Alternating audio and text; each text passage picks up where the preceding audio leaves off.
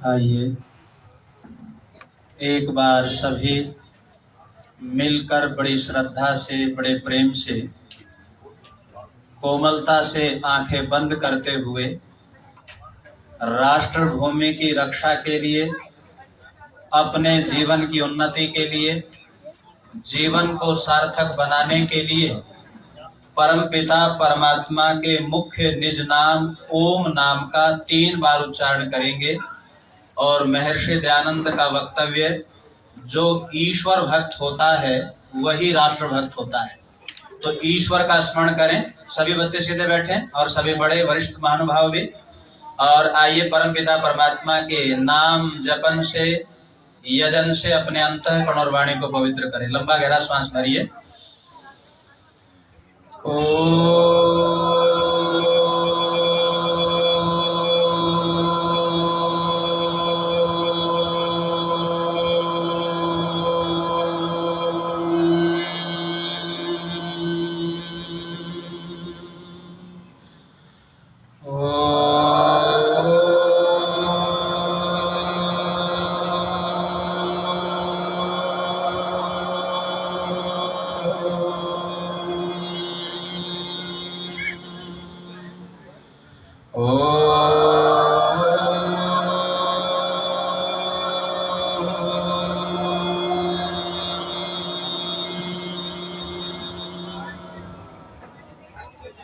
कुछ पंक्तियां मेरे बाद गायन करेंगे। नमन उन शहीदों को जो सो गए, नमन उन शहीदों को जो सो गए, वतन को जगा कर वो खुद खो गए, वतन को जगा कर वो खुद खो।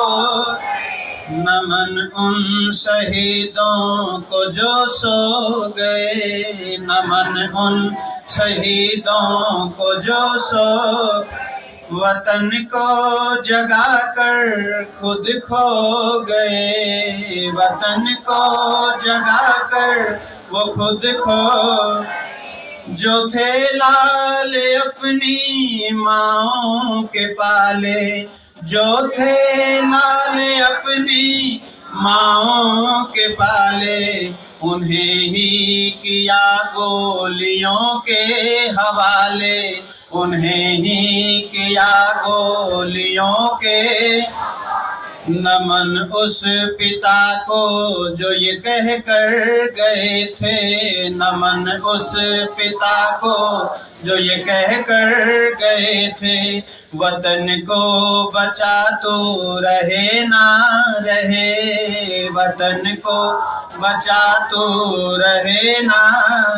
वो बच्चे वतन पे फिदा हो गए, वो बच्चे वतन पे फिदा हो गए। नमन उन शहीदों को जो सो गए, नमन उन शहीदों को जो। बहने कहे भाई राखी बंधा, बहने कहे भाई राखी बंधा, बदले में अपने वतन को बचा, बदले में अपने वतन को। लहराए तिरंगा मेरे देश का, लहराए तिरंगा मेरे देश, तिरंगे में मैं देखूं तुझको सजा, तिरंगे में मैं देखूं तुझको। वो भाई बहन से जुदा हो गए, वो भाई बहन से जुदा हो गए। नमन उन शहीदों को जो सो गए, नमन उन शहीदों को जो सो, वतन को जगा कर जो खुद खो गए, वतन को जगा कर जो खुद खो। परिणाम उन तन्हाइयों को सदा, परिणाम उन भाइयों को प्रणाम, जो छुप छुप के पीती है अशकों के जाम, जो छुप छुप के पीती है अशकों। सुहागिन से बेवा बनो हर जन्म, सुहागिन से बेवा बनो हर जन्म। वतन पे जो जा दे वो मेरा सनम, वतन पे जो जा दे वो मेरा सनम। वो कानों के बाले जुदा हो गए, वो कानों के बाले जुदा हो गए। वतन को जगा कर जो खुद खो गए, नमन उन शहीदों को जो सो गए, नमन उन शहीदों को जो सो गए। वतन को जगा कर जो खुद खो गए, वतन को जगा कर जो खुद खो। अपनी वाणी को मैं आगे बढ़ाऊं, एक पंक्ति और बोलो। पहले मैं बोलता हूं, बाद में मिलकर बोलना। आजादी के मत वालों का, देखा जब से टोला, देखा जब से आग जो मेरे सीने में थी भड़की बन के सोला, आग जो मेरे सीने में थी भड़की बन के। जागा कुर्बानी का जज्बा, जागा कुर्बानी का जज्बा, मेरा दिल ये बोला मेरा रंग दे, मेरा रंग दे, और मेरा रंग दे बसंती चोला, मेरा रंग दे, मेरा रंग दे, और मेरा रंग दे बसंती चोला, मेरा रंग दे, मेरा रंग दे, ओ मेरा रंग दे बसंती चोला।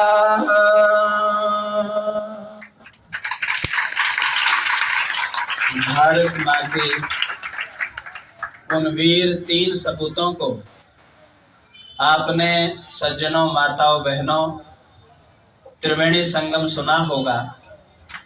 आपने वेदों के माध्यम से त्रैतवाद को सुना होगा, जिसमें पूर्ण वेदों का ज्ञान है। ऐसे ही जब राष्ट्र की रक्षा की चर्चा आती है, और ये बच्चे ध्यान से सुनेंगे, जिस देश में आज हम आजादी का 75वां अमृत महोत्सव मनाते हुए स्वाधीनता पर्व को अपने अपने तरीके से प्रसन्नता से मना रहे हैं, इस स्वाधीनता की प्राप्ति के लिए लाखों लाखों वीर वीरांगनाओं ने, जिनकी चर्चा अभी आदरणीय भाई विजयपाल जी ने भी की, और आप सभी मैं देख रहा हूं स्वाध्यायशील विद्वान महानुभाव भी यहाँ पर बैठे हैं, राष्ट्र प्रेमी लोग यहाँ पर बैठे हैं, क्योंकि आर्य समाज का अर्थ ही है राष्ट्रवाद। आर्य समाज वो वैचारिक संगठन है। यदि हम क्रांतिकारियों के पन्ने को पलटाते हैं, उनके जीवन के परिचय को झंझोर कर देखने का प्रयास और पुरुषार्थ करते हैं, तो अभी भाई विजयपाल जी ने खेम जी का एक बहुत सुंदर भजन पंडित राम प्रसाद बिस्मिल जी के बारे में रखा था। वही खेमचंद जी ने 3 पंक्तियां और लिखी। बड़ा बलकारी था, तपधारी था, सदाचारी था, वेदाचारी था, आजादी की जिसने नींव धरी वो तो दयानंद ब्रह्मचारी था। वो दादा गुरु जिनसे प्रेरणा पाकर ये शहीदों की एक टीम तैयार हुई।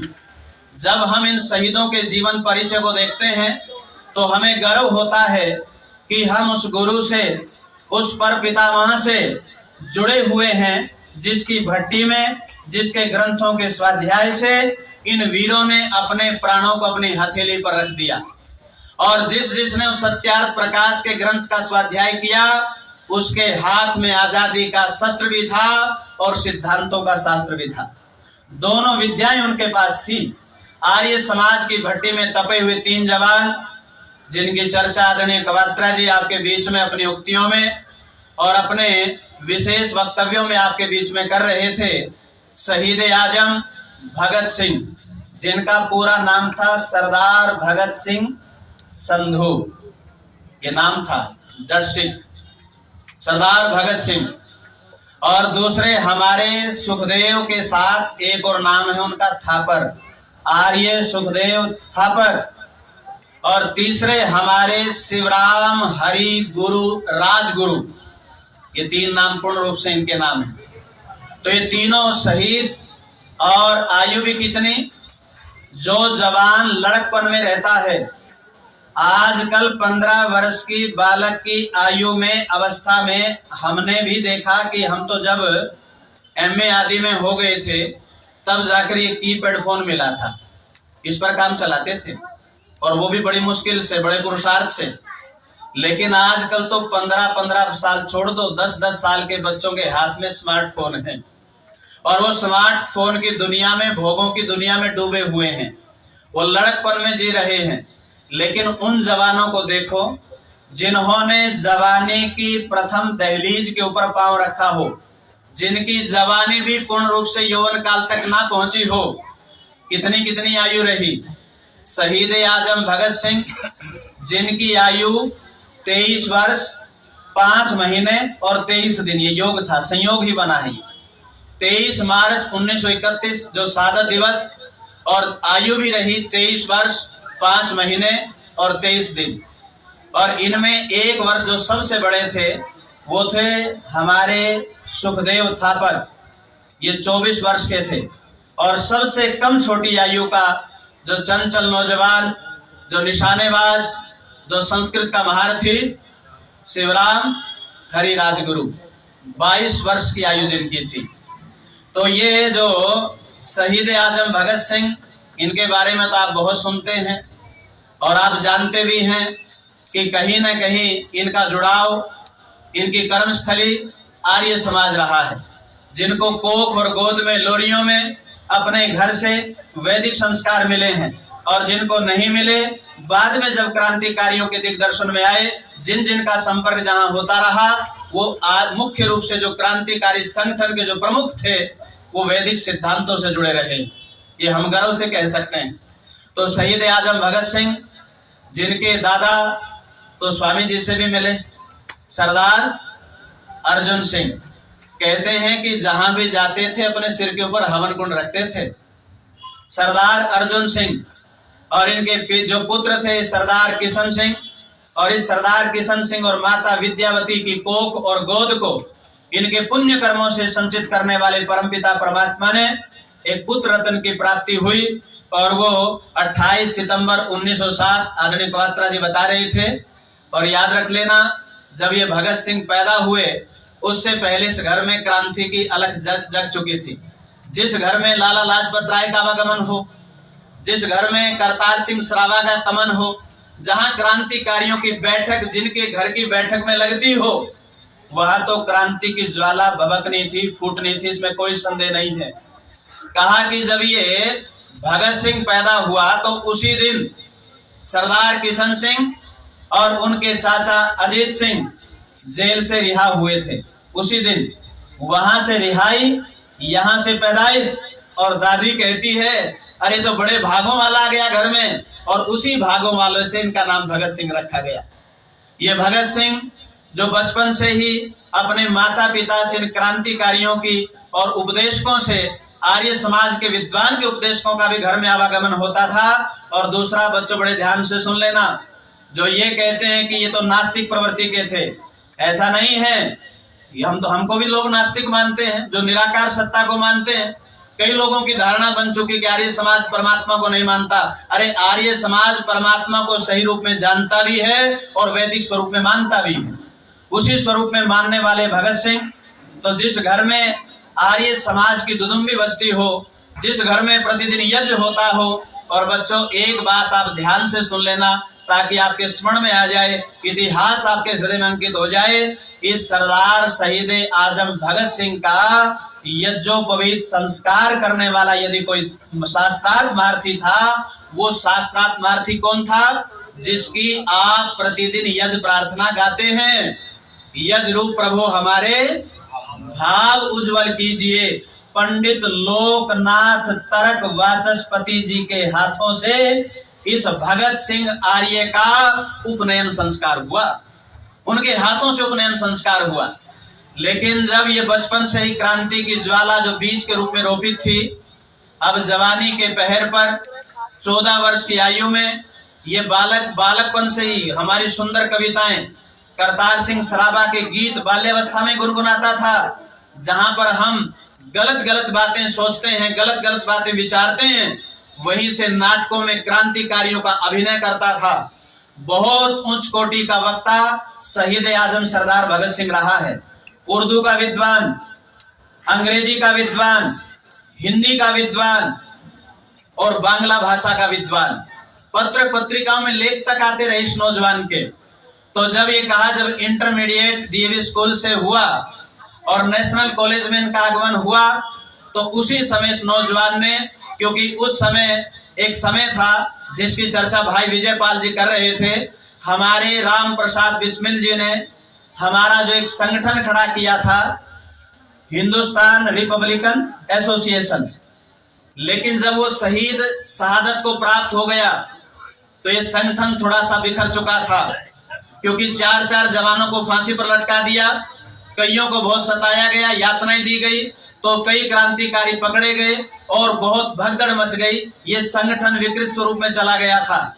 उस समय इसको अपने चंद्रशेखर आजाद ने राम प्रसाद बिस्मिल के पश्चात इस संगठन को संभाला और वो खोजता रहता था कोई जवान मुझे मिले जो इस संगठन में आग का काम करने का काम करे, इस क्रांति की ज्वाला को घर घर में फैलाने का प्रयास करे। जब इसका ध्यान गया कि नेशनल कॉलेज में एक नौजवान जिसने भारतीय नौजवान सभा का गठन किया है, जो नुक्कड़ नाटक करता है, जो गली गली में जाता है, जहां पर भी 5 व्यक्ति दिखाई देते हैं वहीं पर देशभक्ति का भाषण जो है अपना स्थापित करता है, जो जवानों में क्रांति की ज्वाला को फूंकने का काम करता है। हाथ कंगन को आरसी क्या पता लग गया और इधर इसको भी तलाश थी कोई संगठन मुझे ऐसा मिले जिसमें मेरी संगठन शक्ति मजबूत हो, जहां नौजवानों का काफिला हो। ये आर्यवीर दल, ये आर्यवीर एक दूसरे से मिलते रहे। और जब यहाँ पर चंद्रशेखर आजाद से इनकी मुलाकात हुई और मुलाकात होने के पश्चात परीक्षाएं भी होती हैं और परीक्षाओं में यातनाएं भी दी जाती हैं। जब यातनाएं देने का प्रयास किया और आपने उस मूवी को देखा होगा कि जब वो सर बातें कर रहे थे और जिस भाले को उसने पकड़ा था उस भाले को इतने जोर से दबाया कि 5 उंगलियां वहां फट चुकी थी। और तब भगत उसने अपने चंद्रशेखर आजाद ने विचार कर लिया ये नौजवान कष्टों से डरने वाला नहीं है, ये कष्टों को सहन करने वाला है। क्योंकि पहले जो क्रांतिकारी थे वैसे संगठन में शामिल नहीं करते थे। कोई बहक जाए, कोई एक डर से सामान्य एक भयभीत किसी को कर दिया जाए और उस समय यातनाएं बालकों, बच्चों, हमारे युवकों साथियों कम नहीं दी जाती थी। आप इतिहास पढ़ना, आपके रोहे कांपने पड़ जाएंगे। अरे जाड़े की रात में बर्फ की सिल्ली पर सुला देना, उल्टा लटका देना, बहुत यातनाएं दी जाती थी। लेकिन उनको ये पहले ही अपने जीवन में धारण कर चुके थे, क्योंकि जो हिंदुस्तान रिपब्लिकन एसोसिएशन था उसके 3 ही उद्देश्य थे।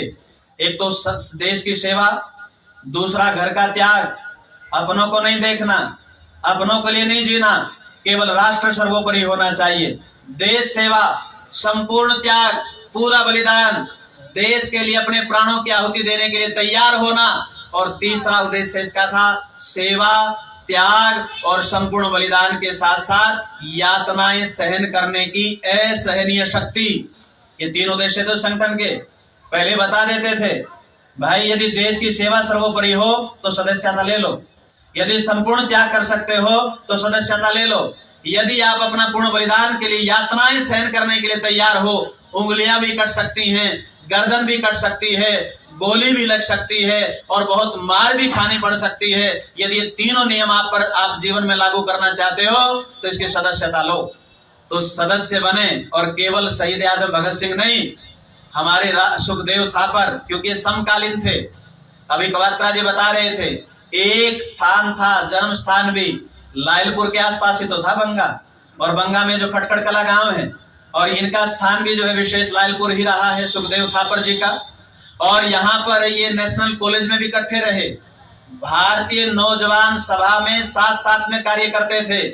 जितना सुंदर वक्ता शहीद आजम भगत सिंह था, उतना ही उच्च कोटि का वक्ता सुखदेव थापर भी था। वो भी नौजवानों में क्रांति की ज्वाला फबकने और भभकने के लिए आतुर रहते थे। बहुत सुंदर भाषण देते थे। और यहाँ तक लिखा है इतिहासकारों ने कि शहीद आजम भगत सिंह की आयु भी कम थी, लेकिन जो शरीर था वो बदन गठीला था और 5 फुट 10 इंच की लंबाई थी और रंग जो है गोरा था। और लगभग इतनी ही इनसे थोड़े से कम लंबाई के सुखदेव थापर थे। दोनों में गहन मित्रता थी, इसलिए दोनों इस संगठन में इकट्ठे जुड़े। लेकिन उन्होंने निवेदन किया कि अब हम इस सोसाइटी में एक शब्द और जोड़ना चाहते हैं, Hindustan Republic association, Hindustan socialist Republic association, HSRA। इस संगठन का पूरा नाम रखा गया और इसमें फिर कारवां जुड़ता चला गया। और इसी कारवां के अंतर्गत, क्योंकि आप शहीद आजम भगत सिंह के बारे में तो कई बार आप सुनते रहते हैं, मूवी भी इस पर बनी है, उस पर भी हमारे डॉक्टरों ने बहुत प्रयास किया दिखाने का। बस वैदिक सिद्धांतों की थोड़ी सी हानि हुई है, क्योंकि वो वैदिक सिद्धांत को जानते नहीं थे। क्रांतिकारी पैदा कहां से हुए, इन क्रांतिकारियों के गुरु कौन रहे हैं, इस पर जब शोध किया जाएगा तो कहीं ना कहीं वैदिक संस्कृति पर टिके हुए नौजवान आपको दिखाई देंगे। और ऐसा ही राष्ट्र चाहते थे। तो मैं आज थोड़ी सी चर्चा सुखदेव थापर और शिवराम हरि राजगुरु के लिए भी आपके बीच में रखना चाहता हूं। यह हमारे सुखदेव थापर थे, जिनका जन्म स्थान जो है विशेष लायलपुर रहा और 15 मई 1907 ये इनकी जन्म तिथि रही। और जो पिताजी थे रामलाल और माताजी रली देवी, और ये माताजी जो थी ये आर्य समाज की मंत्राणी थी। इस बात को भी आप ध्यान कर लेना। ये माता पिता दोनों आर्य समाज से जुड़े हुए थे। दोनों के कोख और गोद में ये सुखदेव थापर आए और सुखदेव ने जो क्रांतिकारी बिगुल बजा, ये भी लाला लाजपत राय से बहुत प्रभावित थे। और लाला लाजपत राय में जो लाहौर षड्यंत्र हुआ आप सभी जानते हैं। जब साइमन कमीशन यहाँ पर आया, क्योंकि ये घटनाएं भगत सिंह से भी जुड़ी हुई हैं, एक स्थान हो गया और दोनों की मिलती जुलती बहुत जीवन में लंबा काल दोनों का साथ साथ में बीता है। कहीं संगठन हुआ साथ में हुए, कई क्रांतिकारियों की बैठक हुई दोनों साथ में हुए, कहीं भाषण होते थे तो आसपास के क्षेत्र में होते थे, सायंकाल फिर मिल लेते थे, चर्चा करते थे, कहां गए, कितना कितना प्रचार हुआ, किन किन को युवकों जोड़ने का प्रयास किया। तो सुखदेव थापर जब साइमन कमीशन यहाँ पर आया, और उस साइमन कमीशन तो एक ही था, और उसमें जो एक्ट पास किया गया था कि हम राजनीतिक पर्यवेक्षण करना चाहते हैं, लेकिन उस कमीशन में किसी भी भारतीय को नहीं रखा गया। एक भी भारतीय उस संगठन में नहीं था। कमीशन उसकी साइमन अध्यक्षता कर रहे थे, तो इसलिए बच्चों उसको साइमन कमीशन बोलते हैं। लेकिन वो साइमन कमीशन आया तो हमारे यहाँ उस समय 2 दल काम कर रहे थे, एक गरम दल, एक नरम दल। लेकिन कड़वा सच ये है कि आहुतियां दी गरम दल ने और सत्ता पर कौन आसीन हो गए, नरम दल वाले। कहीं जलाए तेल में थे, कहीं भेजे जेल में थे, और आजादी के बाद देश पे कब्जा करके जो अंग्रेजों की गेल में थे, जो अंग्रेजों के साथ रहे। तो गरम दल के जो अधिष्ठाता थे उस समय, वो लाला लाजपत राय थे। और लाला लाजपत राय जो आर्य समाज को अपनी मां मानते हैं, जो महर्षि दयानंद को अपना गुरु पिता मानते हैं, वो लाला लाजपत राय जिन क्रांतिकारियों के संवाहक रहे हैं, जिनको क्रांतिकारी अपने गुरु के रूप में पूजते हैं। जब ये लाला लाजपत राय इस कमीशन के विरोध में खड़े हुए, तो आप सभी जानते हैं, इस बात को तो आपने देखा है, पढ़ा है, समझने का प्रयास किया है कि उस गरम दल के नेताओं पर लाठियों की वर्षा हुई और लाला लाजपत राय सबसे आगे खड़े हुए थे। इतनी लाठियां लगी कि लाला जी बेहोश होकर वहीं गिर पड़े और गिरते गिरते कहते हैं कि है ब्रिटिश साम्राज्य वालों, याद रख लेना, ये मेरे बेटे, ये आने वाली संतानें इस बात को हमेशा याद रखेंगी कि इस लाला के शरीर पर पड़ी हुई एक एक लाठी आपके ताबूत की एक एक कील साबित होगी। एक क्रांतिकारी भी वहीं पर थे। उस लाला जी को जब लाठियों को साथ उनको तोड़ा गया, और उनको बिखेरा गया। लेकिन बाद में उस लाठी बरसाने वाले स्कॉट के ऊपर भी कोई चर्चा नहीं हुई और उसने आर्य उस समय जो शासन व्यवस्था थी ब्रिटिश साम्राज्य, इस फाइल को ही बंद कर दिया। और इस फाइल को बंद करने पर हमारे जितने क्रांतिकारी युवा थे आक्रोश में आ गए। इन्होंने कहा बदला लेना है, अब इस क्रांति का बदला लेना है। और इस बदला लेने के लिए एक बैठक हुई तीनों, और उसमें तीनों भी थे, राजगुरु, शिवराम और हमारे सुखदेव थापर, शहीद आजम भगत सिंह अध्यक्षता कर रहे थे, चंद्रशेखर आजाद। और केवल उस समय तीन ही नहीं थे, मैंने कहा लाखों वीर वीरांगनाओं ने शहादत दी है, लाखों वीर वीरांगनाओं ने।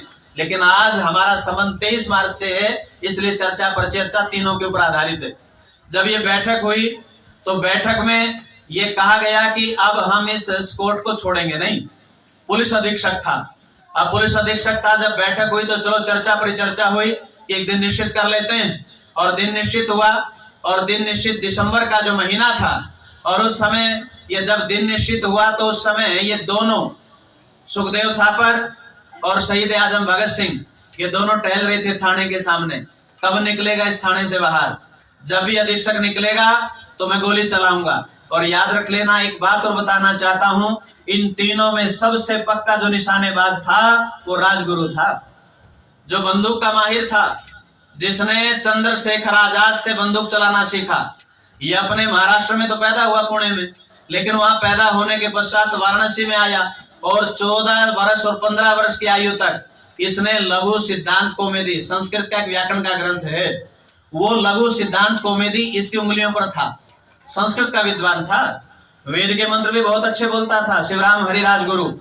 तो कहा जब ये वाराणसी में आया तो इसमें भी क्रांतिकारी की, क्योंकि बचपन से कहा ना, देशभक्त बना नहीं जाता, देशभक्त बनने के लिए संस्कार जन्य कुछ हमारे अंदर भी एक भावना होती है, तो भावना जन्म जन्मांतरों की भी हो सकती है। तो वाराणसी में जब ये आया, वहीं से भागकर लाहौर पहुंचा और इस एसोसिएशन का सदस्य था, उसने भी ले ली, परीक्षा इसकी भी होनी थी। तो चंद्रशेखर आजाद ने जान लिया, थोड़े से उदंड प्रवृत्ति के थे शिवराम।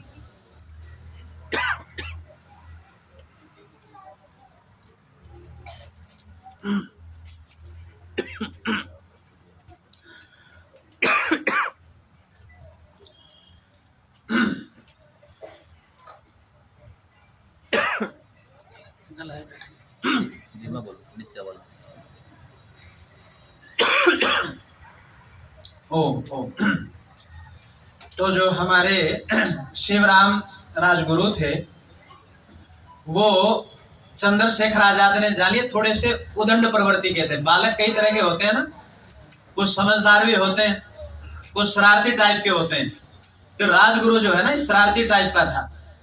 और जब कई बार थोड़ी थोड़ी सी गलतियां भी हुई, उनको जागर नहीं करना चाहते क्योंकि जवानी थी, हटकेलियां थी, तो कहते हैं कई बार जब ये भोजन करते थे तो 4-4 आने मिलते थे। और कई बार मन कर जाता है तो चार्ली चैपलिन का एक जो फेवरेट शो था ये उनको देखते थे, और एक आध बार चित्र भी ले आए तो आजाद ने इनको डांटा, लेकिन बाद में आजाद ने इनका परीक्षण करके इनको निशाना भी सिखाया। और आजाद स्वयं कहते हैं कि मुझसे भी बड़ा निशानेबाज यदि कोई है तो राजगुरु है। तो इसलिए पहली गोली जो अधीक्षक पर राजगुरु मारेगा, आप निशाना चूक सकते हो। जबकि निशानेबाज तो भगत सिंह भी थे, सुखदेव भी पारंगत थे, लेकिन राजगुरु ने, फिर मैंने कहा ना उदंडता थी, शरारत, कहा सबसे पहले गोली मेरी लगनी चाहिए उसको, यदि मेरी गोली सबसे पहले लगवाओगे तो मैं साथ में जाऊंगा। उसने कहा चल तू भी साथ में चल।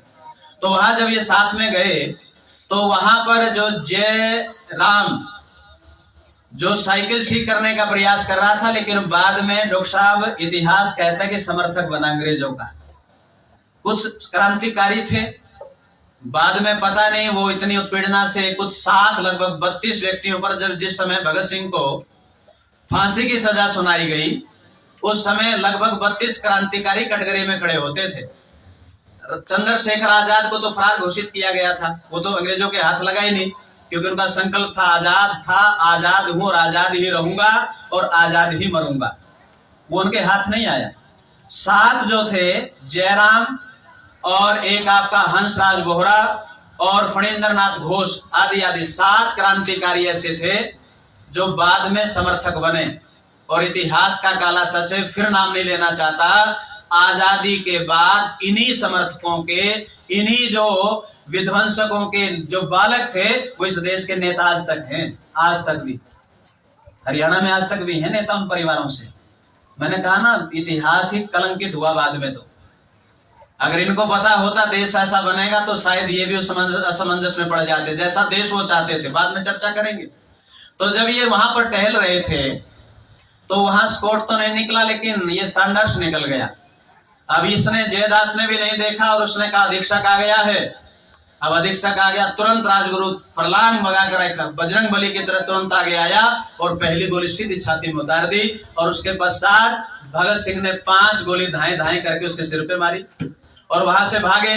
और भागते हैं तो चंद्रशेखर आजाद इनके संरक्षण डीएवी स्कूल के पीछे खड़ा था, वहीं तो वहां दीवार पर भाग जाओ, और वहां आगे इनको भगाया। और बाद में जो है चंद्रशेखर आजाद चले। और चंद्रशेखर आजाद की विशेषता थी, पीछे देखता था कोई पुलिस वाला तो नहीं आ रहा, एक भारतीय, क्योंकि उसमें भारत के भी कुछ पुलिस में थे ब्रिटिश साम्राज्य में। उसने देख लिया भारतीय है, उसने कहा वापिस चला जा। 3 बार कहता हूं वापिस चला जा, उसने कहा नहीं वापिस नहीं जाऊंगा। तो चंद्रशेखर आजाद ने उसको गोली मार दी और वहां से भाग गए, फरार हो गए। उसके पश्चात फिर आप जानते हैं कि लाहौर षड्यंत्र का ये केस चला और उस केस में खूब छानबीन होने प्रारंभ हो गई। पता लग गया था मोटे मोटे रूप में कि भगत सिंह, राजगुरु, सुखदेव इनकी जो है और चंद्रशेखर आजाद चप्पे चप्पे पर छापेमारी होने लगी। कहीं पर भी मिले पोस्टर लगा दिए गए बड़े बड़े। अब इनको लगा कि अब यहां से निकलना पड़ेगा। अब यहां से निकलने के लिए बच्चों याद रख लेना, हमारे केवल वीरों ने ही नहीं, वीरांगनाओं ने भी कसर नहीं छोड़ी। भगवती चरण के पास गए और भगवती चरण के पास जाकर कहते हैं कि हमें यहां से निकालो। ये वही भगवती चरण हैं जिन्होंने इनको बम बनाने की विद्या जो प्राप्त हुई उनको सिखाने का भी प्रयास किया क्रांतिकारियों को। ये भगवती चरण कहते हैं भाई ऐसा करो, तुम्हारी भाभी अंदर है। और उस भाभी का नाम क्या था? दुर्गा भाभी, दुर्गा बहन, जो क्रांतिकारियों में भाभी नाम से बहुत प्रसिद्ध थी। अब ये कहा कि भाभी हमारी सहायता करो, तो भाभी भी तैयार थी। तो मेरा सौभाग्य है कि मैं आप लोगों को बचा पाऊं। तो भगत सिंह आप जानते हैं उस समय उन्होंने पगड़ी को छोड़ा, अपनी दाढ़ी को कटवाया और एक जेंटलमैन वो बना था जिसका चित्र आप देख रहे हैं इस समय। उस समय ये परिधान उन्होंने बदला और वहां पर जब वो उसमें ट्रेन में बैठे और वहां ट्रेन पर जब पहुंचे स्टेशन पर, तो जो हमारा राजगुरु था ये रिक्शा चलाने वाला बना। ये ज्ञानी भी था लेकिन भेष बदलने में माहिर था। और हमारे चंद्रशेखर आजाद तो पता नहीं कितनी बार भेष बदलते थे, बचते ही भेष बदल के थे हमेशा। तो राजगुरु रिक्शा चला रहे थे और ये जो हमारी भाभी थी इनकी तथाकथित पत्नी बनी उस समय, और बच्चा हाथ में लिया और वहां से निकल गए। लेकिन बाद में ये सब जो आप सभी जानते हैं कि यहाँ वहां से ये तीनों क्रांतिकारी पकड़े जाते हैं और फिर उन पर अभियोग चलता है। और कितनी कितनी दास्ता की जेल में वो भूख हड़ताल का वो मंजर, आजकल आंदोलन करते हैं 2-3 दिन में ही आंदोलनकारी अपने आप को बहुत बड़ा आंदोलनकारी मानते हैं। अन्ना हजारे के समय कोई लगभग कितने दिन की भूख हड़ताल हुई डॉक्टर साहब उस समय? 15-20 दिन की चली थी, लगभग 14 दिन चली थी अन्ना हजारे के समय। और वो तो, और उस समय जेल में जब उनको भोजन ठीक नहीं मिल रहा था, वो तो हर जगह क्रांति के लक्ष्य जगाते थे। वहां पर भी आंदोलन किया कि हमें भोजन बहुत अच्छे स्तर का मिलना चाहिए। तो इस प्रकार से 63 दिन तक वो आंदोलन चला। 63 दिन तक केवल पानी पर जीवित रहना, याद रखना, केवल। और कुछ दिन तो पानी भी नहीं पिया था। भगवती चरण तो बेचारे अपने कई वहां जतेंद्र नाथ जी ने तो प्राणों की आहुति भी दे दी उस भूख हड़ताल में। तो सुखदेव थापर, राजगुरु, भगत सिंह आदि बहुत सारे क्रांतिकारियों के जत्थे जिन्होंने इतने दिन तक उपवास किया और बाद में जीत हासिल की। अखबार भी मिले, पढ़ने के लिए पुस्तिकाएं भी मिली। और उस समय वहां के जो चरत सिंह वार्डन थे वो भी इनके प्रेमी बन चुके थे। जब जेल की यातनाएं सहन कर रहे थे, जेल में पड़े हुए थे, उन यातनाओं के अंतर्गत इन क्रांतिकारियों के जीवनचर्या को देखकर उस समय कुछ पुलिस अधिकारी भी, वहां के वार्डन आदि भी इनके प्रेमी बन चुके थे। ये चरत सिंह, मुझे याद आता है वो अंतिम दौर कि जब 23 मार्च का वो दिन था, तो इतिहासकार कहते हैं कि उस समय काली रात आ चुकी थी और ये चरत सिंह कहते हैं कि भाई आज 4 बजे हैं, सभी कैदी अपनी अपनी बैरक में चले जाओ। उसने कहा 5-6 बजे तक बैठते थे, आज कौन सी बात हो गई, 4 बजे आप बैरकों में भेज रहे हैं। और बैरक भी वो कोठरी नंबर 14 जो कोठरी नंबर थी, और कहा कि वो कोठरी भी कैसी थी भगत सिंह की, वो 5 से 6 फुट का शरीर भी सीधा नहीं हो सकता था। ऐसी कोठरी में वर्षों बिताना मायने रखती है बात, कभी सोचकर देखें आप। यदि हमें घर में लॉकडाउन कुछ ही दिन तो चला था, अरे कुछ ही दिन तो लॉकडाउन लगा था, लोग हड़बड़ा गए थे, अपने आप को घर में कैद मानने लग गए थे, बहुत अपने जीवन में तनाव स्थापित कर लिया था लोगों ने। और उन क्रांतिकारियों को देखो, वर्षों जिन्होंने उन काल कोठरियों में बिताए हों और केवल यातनाएं सही हो, उच्च क्वालिटी का भोजन ना मिला हो, कोई सुविधाएं ना मिली हो, लेकिन फिर भी देश के लिए अपने प्राणों की आहुति देने के लिए प्रतिपल तत्पर रहते थे। तो कहा जब वो 4 बजे सब बैरक में गए, तो ये चरत सिंह कहता है जो वार्डन है कि भगत सिंह आज तो बेटा फांसी का दिन मुकर्रर हो गया। उसने पता लग गया था, क्योंकि पहले 15 दिन पहले ही, पहले 24 मार्च कहा, लेकिन 15 दिन पहले ही वहां उस तिथि को जो परिवर्तित कर दिया गया था, क्योंकि क्रांतिकारी सैलाब आने का खतरा हो चुका था। ये इतने प्रसिद्ध हो चुके थे कि जनमानस के हीरो बन चुके थे। तो उन्होंने कहा कि एक दिन पहले फांसी तोड़ो, और फांसी तोड़ने का भी नियम बदल दिया। पहली बार हो इतिहास में ऐसा। अरे प्रातः काल फांसी तोड़ी जाती थी सूर्योदय के समय, लगभग 6 और 7 के आसपास, लेकिन इन वीरों को तो शाम के 6 और 7 के आसपास 7:23 पर। तो वहां इतिहासकार बताते हैं कि ये तीनों क्रांतिकारी, और उस समय जो उनका वकील था प्राणनाथ मेहरा, इनसे मिलने के लिए आया, और मिलने के लिए आया तो भगत सिंह से मिलता है, और भगत सिंह से मिलकर कहता है कि भगत सिंह ये बताओ जीवन की अंतिम इच्छा क्या है, तुम क्या चाहते हो। तो ये कहते हैं मेरे तो 2 ही संदेश हैं, आप सुना देना दुनिया वालों को। और वो कहते हैं साम्राज्य मुर्दाबाद और इंकलाब जिंदाबाद। और कहा तुम्हारी जीने की इच्छा नहीं है, एक पत्र भी मिलता है, संदेश भी मिलता है। और भगत सिंह कहता है जीने की इच्छा किसकी नहीं होती, जीने की इच्छा तो मेरी भी है। अरे मरना दुनिया में कौन चाहता है, हाँ जिसकी आत्मा का बल बढ़ गया हो। लेकिन वो कहता है कि इनकलाबी, ये मौत, ये शहादत, ये आने वाली पीढ़ी के लिए रंग लेकर आएगी। जीना तो मैं भी चाहता हूं, लेकिन मुझे पता है मेरे जीने से, और हो सकता है कुछ लोग मेरी कमी भी नहीं जानते, क्योंकि जीवन में कमियां होती हैं, व्यक्ति अल्पज्य होता है, कहीं ना कहीं आहार विहार व्यवहार में गड़बड़ हो सकती है। उसने कहा यदि मैं इस मृत्यु को, इस फांसी के फंदे को गले नहीं लगाऊंगा, तो ये जो क्रांति की गति है ये मंद पड़ सकती है। इसलिए इंकलाबी का जाना ही अच्छा होगा, मुझे फांसी का फंदा चूमना ही होगा, मुझे जाने दो।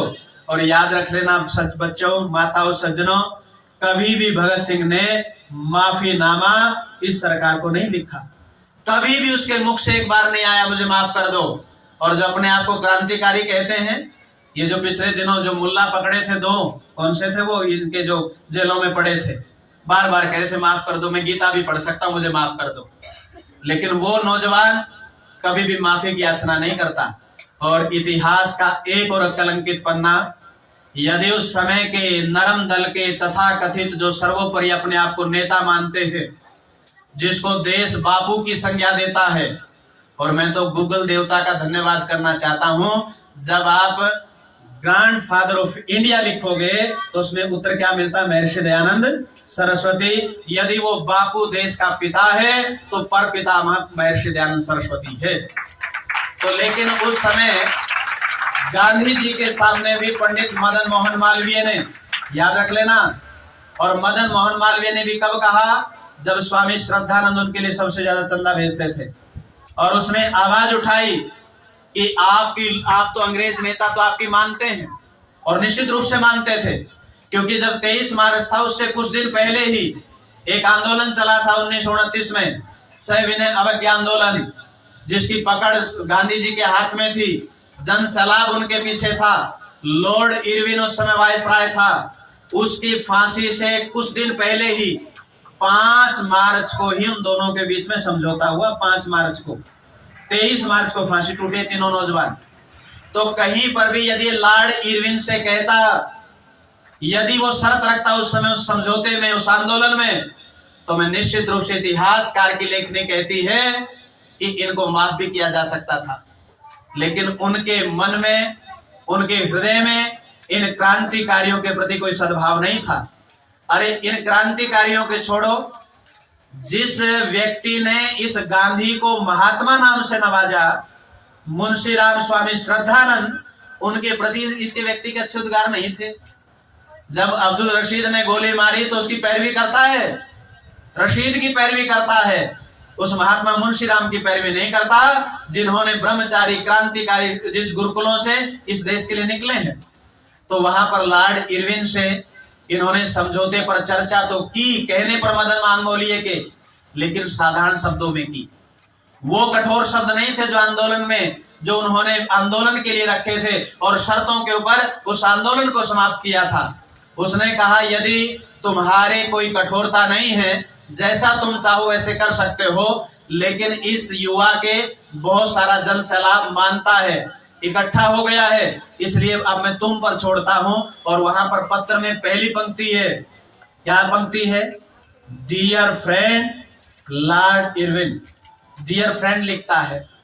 और जहां प्रिय मित्र लिखा जाता हो तो आप समझ सकते हैं कि उनका संबंध क्या रहा होगा। ये तो किसी ने बहुत सुंदर लिखा है, चरखे से आजादी नहीं आई है, आजादी दिलाने वाले तो कोई और थे जिन्होंने अपने प्राणों की आहुति दी। लेकिन वहां जब लॉर्ड इरविन समझौता हुआ तो सशर्त इस बात को नहीं रखा गया, ये इतिहास के कलंकित सच है। और दूसरी ओर जब ये फांसी टूटे तो उस समय पहले, एक दिन पहले, राजगुरु सुखदेव ने भी गांधी जी को पत्र लिखा था और उसने कहा था ये क्रांतिकारियों की शहादत व्यर्थ नहीं जाएगी, ये रंग लेकर आएगी, इसलिए आप हमारी पैरवी करने में इतनी कमी ना छोड़े। तो वो अपने शब्द थे, मैं अपने शब्दों में कह रहा हूं, उसके लौकिक व्यवहार में। तो उन्होंने भी पत्र लिखा था। और राजगुरु सुखदेव और शहीद आजम भगत सिंह जब फांसी के फंदे पर झूलने के लिए जाते हैं तो उस समय कहते हैं कि क्रांतिकारी जितने जेलों में पड़े थे सबके मुख से एक ही आवाज निकल रही थी, इंकलाब जिंदाबाद, सरफरोशी की तमन्ना अब हमारे दिल में है, देखना है जोर कितना बाजुए कातिल में है। जब ये गाते गाते निकल रहे थे कि एक दिन आएगा, ये मुल्क आजाद होगा, जमी अपनी होगी, आसमां अपना होगा।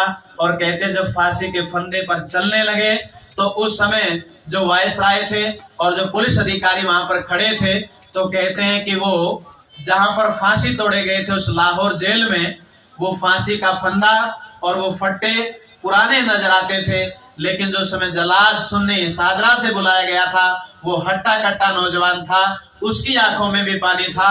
और जब वो तीनों नौजवान वहां पर चढ़ने के लिए, सूली पर चढ़ने के लिए गए, एक बात और कहना चाहता हूं, जब तीनों से पूछा गया कि सबसे पहले फांसी के फंदे पर कौन जाना चाहता है, तो सबसे पहले राजगुरु सुखदेव थापर ने ये कहा था कि मेरी इच्छा है कि मैं तीनों भाइयों में सबसे पहले इस फांसी के फंदे को चूमूं। और राजगुरु सुखदेव और भगत सिंह ने फांसी के फंदों को चूमा। और इतिहास ये भी कहता है कि उस समय जो रावल एक पिंडी सिंधु जो उस समय कांग्रेस अध्यक्ष थे, उसका घर उस जेल के पीछे ही कहीं नजदीक उसका घर था।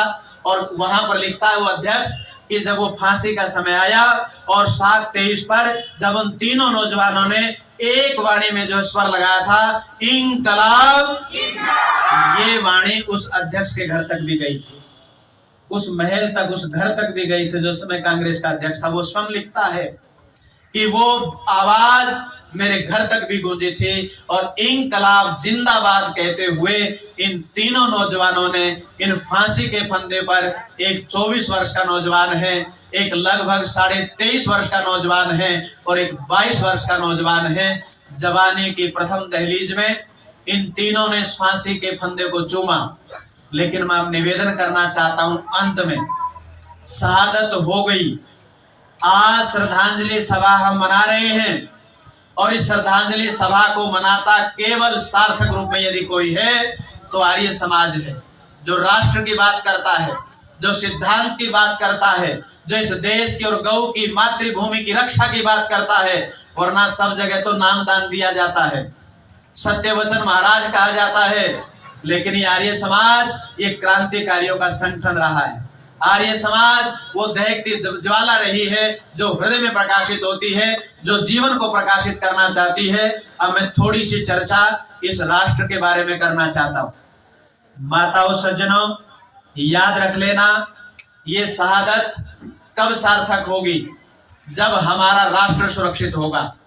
यदि हमारा राष्ट्र सुरक्षित नहीं है तो ये शहादत केवल याद करने से सार्थक नहीं होगी। हमें दोबारा से उस शहीद आजम भगत सिंह को फिर से आना होगा, उस सुखदेव थापर को फिर से हम में से ही बनना पड़ेगा। आएगा कहां से? कहीं आसमान से थोड़े टपकेगा, कहीं जमीन फाड़ कर थोड़े निकलेंगे। उन क्रांतिकारियों के जीवन से प्रेरणा लेकर हमें अपने जीवन को इस राष्ट्र भूमि के लिए प्रेरित करना होगा। दोबारा से इस राष्ट्र को जो वो चाहते थे, याद रख लेना, उस राष्ट्र को पुनः आर्यवर्त बनाना चाहते थे। वो इस राष्ट्र में पुनः वैदिक विद्वान, अक्षत्रिय, वैश्य, शूद्र सब सुखी हो, जातिवाद ना हो, साम्राज्यवाद जो है ये बढ़ने ना पाए, जातिवाद ना हो, भाषावाद ना हो, अलगाववाद ना हो। हमारा देश एक होना चाहिए, हमारी विचारधारा एक होनी चाहिए। तो याद रख लेना, राष्ट्र, ये जो राष्ट्र भक्ति की बात कहते हैं ना, आज सब जगह जो है, कई जगह इस राष्ट्र भक्ति, इस तिरंगे को फहराया जाएगा, इन राष्ट्र भक्तों को याद किया जाएगा, इनके नाम के नारे लगाए जाएंगे, इनकी जीवनी पर टिप्पणियां की जाएंगी, इनसे कुछ प्रेरणा लेने के लोगों को कहा जाएगा। लेकिन ये राष्ट्र की भक्ति करने वाले पहले राष्ट्र को जान ले। ईश्वर भक्ति बाद में होगी, पहले ईश्वर बताओ, ईश्वर कैसा है, भक्ति बाद में होगी। पहले राष्ट्र को जाने, भक्ति बाद में होगी। राष्ट्र भक्ति की चर्चा बाद में करें। कई बार जब हम पूछते हैं राष्ट्र किसको कहते हैं, तो कहते हैं संस्कृति का अभिवर्धित स्वरूप राष्ट्र है। अब उनसे पूछो संस्कृति कौन सी है, तो जानते नहीं। हर व्यक्ति अपनी संस्कृति मानता है।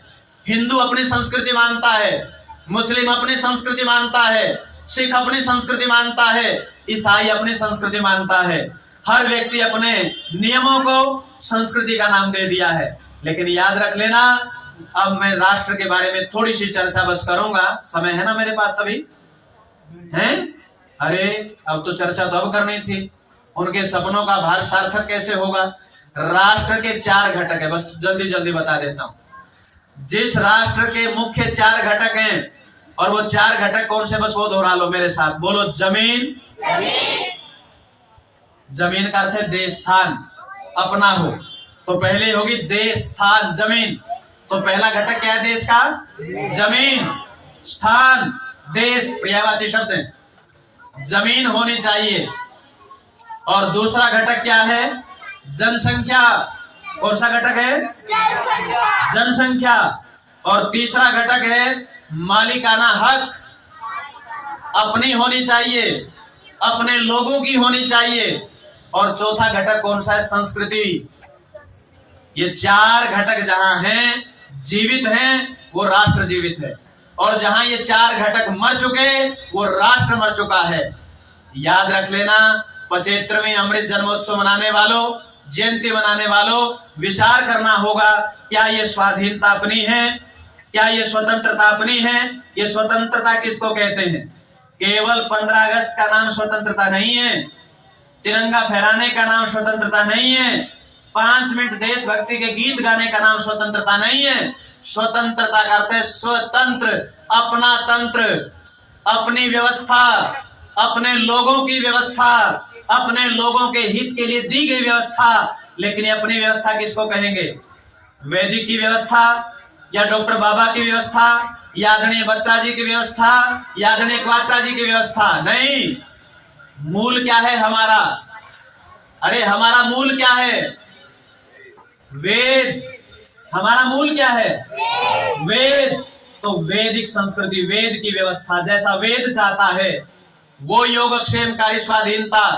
तो अब हम जरा दृष्टि डालें, क्या जमीन अपनी है? अरे आजादी बनाने वालों, कभी भारत का नक्शा देख लिया करो, क्या जमीन अपनी है? कहीं तो चीन ने हड़प ली, कहीं पर पीओके बन बैठा है। पाक अधिकृत कश्मीर 80,000 जवान पड़े हैं, तब भी सुरक्षित नहीं है। याद रख लेना, ये तो हम देश का सौभाग्य मानते हैं कि कुछ तो कदम उठा, कुछ तो कदम उठा, वो बढ़ा वहां पर। लेकिन अब भी वो भाव नहीं है, क्योंकि संख्या अपनी नहीं है, ना जमीन अपनी, ना जनसंख्या अपनी, ना मालिकाना हक अपना, संस्कृति तो मर ही चुकी है। तो वो हमारा इतिहास, वो क्षेत्र हमारा नहीं रहा। बांग्लादेश अपने आप को अलग देश मानता है। महाराष्ट्र वाले कहते हैं महाराष्ट्र, हम महाराष्ट्री हैं, हम अलग हैं, ये उत्तर भारत वाले अलग हैं। और तेलंगाना, हैदराबाद, वो दक्षिण भारत, वो द्रविड़, हम अपने आप को द्रविड़ मानते हैं, अपने आप को अलग मानते हैं। देश तो बटा पड़ा है, देश तो टुकड़ों में टूटा हुआ है। किस चीज की आजादी, किस लिए शहादत इन नौजवानों ने? तो इस जमीन पर चर्चा करो, क्या वो बची हुई है? वो टूट रही है, वो बट रही है। और रही बात जनसंख्या की, याद रख लेना, ये जो उत्तर प्रदेश है ना, ये तो मिनी पाकिस्तान बन चुका है। अब की बार लोगों ने चलो जागरूकता दिखाई कि संस्कृति बचे, वहां मोदी फैक्टर ने काम नहीं किया, वहां योगी फैक्टर ने काम किया। याद रख लेना, इतिहास देख लो वहां पर उत्तर प्रदेश में जाके, वरना चंडाल चौकड़ी तो एक हो चुकी थी। कहने का भाव ये है कि वहां कई जगह तो मिनी पाकिस्तान मिलेंगे आपको। मेरठ देखो, बड़ौद देखो, आपका वहां पर जाकर देखिए आप क्या संस्कृति है। उनकी संख्या बढ़ रही है और हम अपनी जनसंख्या घटा रहे हैं। एक समय था, वेद में मंत्र आता है, कितनी संतान हो, कम से कम 10 संतान हो। ये जो राजगुरु था ना, कभी इतिहास पढ़ना, 11 बच्चे थे माँ बाप के, 11 भाई बहनों में एक था ये। और बाद में क्या आया, हम 2, हमारे 2 बच्चे, 2 ही अच्छे। अब तो शेर का बच्चा एक ही अच्छा, आगे तो लगता बच्चा बच्ची होने वाला है ही नहीं किसी को।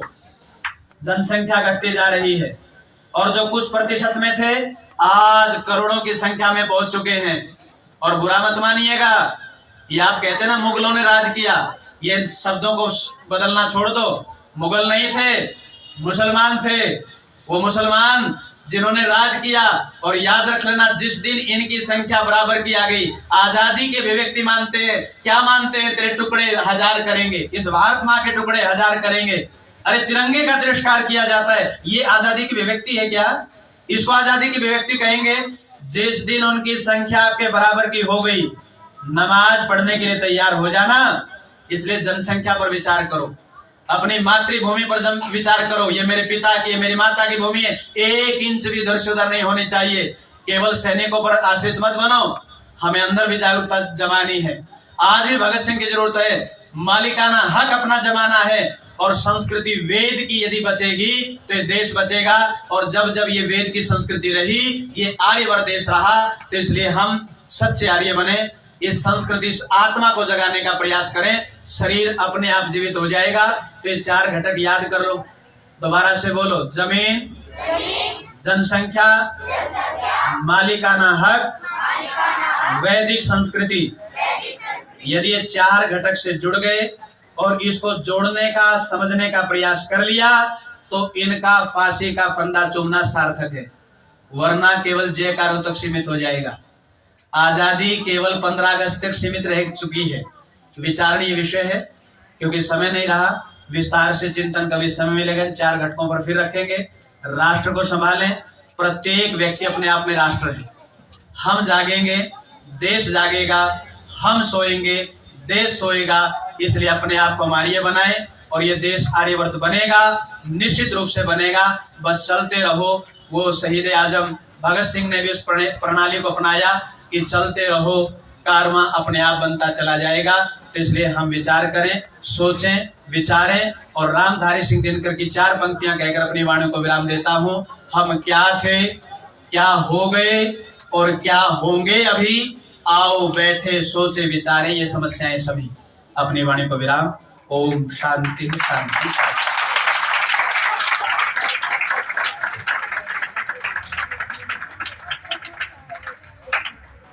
बहुत